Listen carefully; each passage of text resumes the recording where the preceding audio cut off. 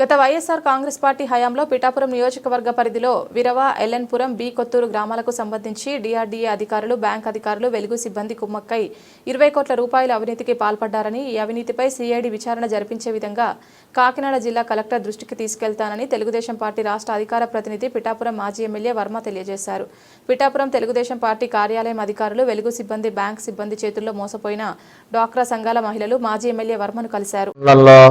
B Kotturu, ఎల్లన్నపురం, ఎడవకు సంబంధించి 20 కోట్ల రూపాయలు స్కాము డిఆర్డీఏ అధికారులు, వెలుగు డిపార్ట్మెంటు, తర్వాత బ్యాంక్ మేనేజర్స్, బ్యాంక్ అధికారులు కలిసికట్టుగా ఫీల్డ్ అధికారులు, మేనేజర్స్ అవ్వచ్చు, ఎవరన్నా అవ్వచ్చు, ఈ స్కామింగ్ చేశారు.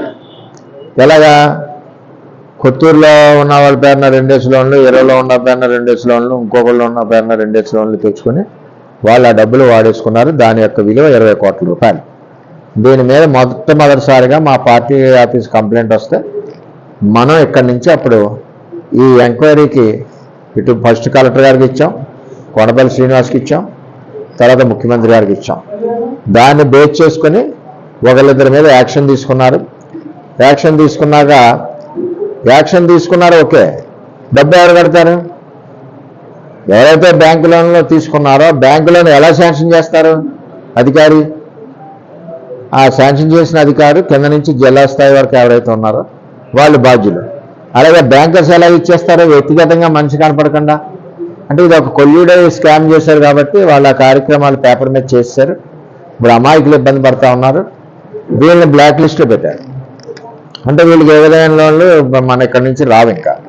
అంచేత దీనికి సంబంధించి నేను కలెక్టర్ గారి దృష్టిలో పెట్టి, సిఐడి ఎంక్వైరీ ఏదైతే ఉందో అధికారుల దృష్టిలో కూడా పెట్టి వీరికి ఆ లిస్టులను తీసి మళ్ళీ వీళ్ళకి లోన్లు ఇచ్చే విధంగా అవకాశం ఉంటే మట్టుకు ఎట్టి పరిస్థితుల్లో చేయాలని చెప్పి వాళ్ళకి విజ్ఞప్తి చేస్తాం.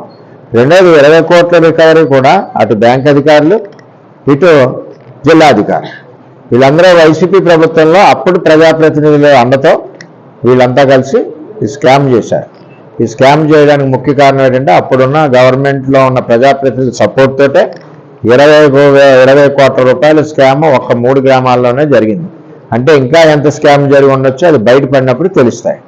అది అంటే వైసీపీ పరిపాలన ఏ విధంగా ఉందో ఆ రోజుల్లో దీనికి అర్థం చేసుకోవడానికి ఒక ఉదాహరణ అది పిఠాపురం నియోజకవర్గంలో జరిగిన 20 కోట్ల అవినీతి అని చెప్పి తెలియజేస్తూ దీని మీద నేను అధికారుల దృష్టిలో పెట్టి వాళ్ళకి న్యాయం జరిగేలా కృషి చేస్తానని చెప్పి తెలియజేస్తాను.